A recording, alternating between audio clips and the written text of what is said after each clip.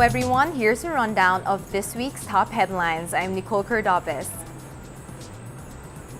A 6.7 magnitude earthquake hit Surigao last February 10 that left 8 people dead and 203 people injured.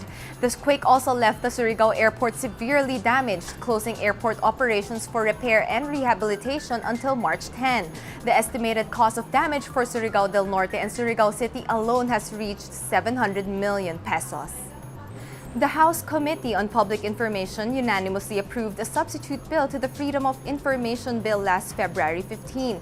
The passage of this bill grants access to a long list of government data like the Annual Statement of Assets, Liabilities, and Net Worth or SALN of national officials, government transactions and decisions, government research data used as a basis for policy development, local government funds, utilization of donations for calamity-stricken areas, and bilateral and multilateral agreements.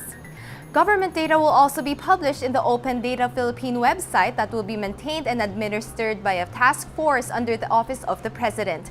ACT Teachers Party List Representative Antonio Tino, who chaired the panel, says he is hoping for the final passage of the Freedom of Information Act within the year. Retired Police General Wenceslao Wally Sombero returned to the Philippines last February 14 when Blue Ribbon Committee Chairman Senator Richard Gordon threatened to have his passport canceled and arrested for ignoring summons to appear before the Senate Blue Ribbon Committee that's investigating the 50 million peso bribery scandal involving Chinese gambling tycoon Jack Lam. Sombero appeared in the hearing yesterday. President Donald Trump hosted Japanese Prime Minister Shinzo Abe in his winter estate in Palm Beach, Florida, where they played golf. Prime Minister Abe said he planned to use the time to discuss the future of the world, the Pacific region, and U.S.-Japanese relations. Michael Flynn resigned last Monday as President Trump's national security advisor after he admitted to inadvertently misleading Vice President Mike Pence about his phone calls with a Russian diplomat. Flynn's conversation with Russian diplomat Sergei Kislyak was recorded by a government wiretap and was sent by the Justice Department to the White House.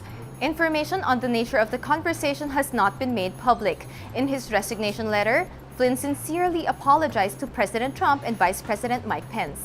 Kim Jong-nam, the half-brother of North Korean leader Kim Jong-un, was assassinated in the Kuala Lumpur airport in Malaysia by 2 unidentified female agents who used poison needles on him. Jong-nam was then found sick in the airport and was rushed to the hospital where he died on the way. Up until Jong-nam had a falling out with his father Kim Jong-il, he was supposed to be the heir to the North Korean leadership.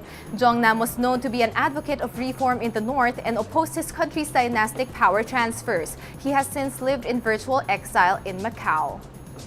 Adele was a big winner in the recently held Grammy Awards where she brought home 5 of the top awards that includes Album of the Year, Record, and Song of the Year. She then paid tribute to her idol Beyonce in her acceptance speech, broke the Grammy trophy into half and offered it to Beyonce. Filipino producer Jet Tolentino, who hails from the province of Iloilo, won his first Grammy Award for the Best Musical Theater Album for The Color Purple. But this was not Tolentino's first award. He also won a Tony Award for Best Musical for A Gentleman's Guide to Love and Murder, Best Revival in a Play for A Raisin in the Sun, and Best Play for Vanya and Sonia and Masha and Spike. As a way of giving back, he returned to the country last year to set up Jet Tolentino Productions Incorporated to further hone and enhance Filipino talent. So that's what happened this week. We would like to hear what you have to say, so make sure that you are part of the discussion by using the hashtag MB Rundown in all your comments, status, and tweets. I'll see you again next week.